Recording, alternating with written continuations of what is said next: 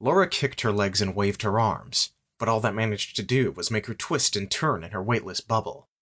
Every time she jumped out of the proverbial frying pan and into the proverbial fire, she would think things couldn't possibly get worse. Why God, or the universe, felt it necessary to prove her wrong was beyond her understanding. She felt weak and queasy.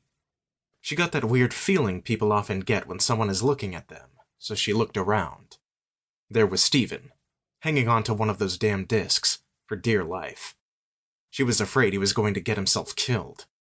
She yelled, "Stephen, what are you doing? Where's Junior?" Even though they must have been traveling at over 100 miles per hour, her hair didn't budge and she felt no wind at all. Stephen, on the other hand, looked terribly cold. He lay flat on the disc to reduce the wind shear, but the poor guy looked miserable. She imagined that it was a lot like holding onto the top of a bullet train.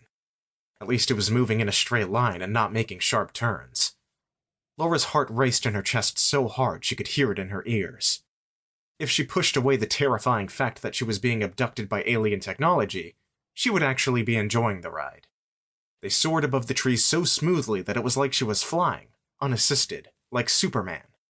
Only he never did it in such an awkward position. She looked up at Stephen. He had the same worried look on his face that she had on hers. His hair violently flipped and flapped in the wind and his knuckles were white.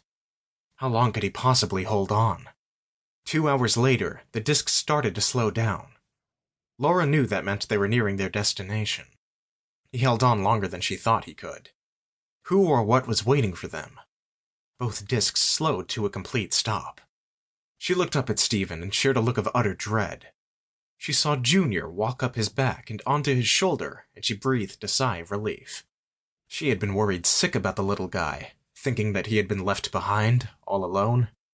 Their discs were about 15 feet apart and floated above the trees without moving or making a sound.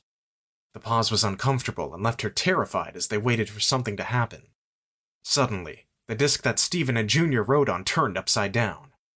She watched in horror as Stephen attempted to hold on, but he couldn't.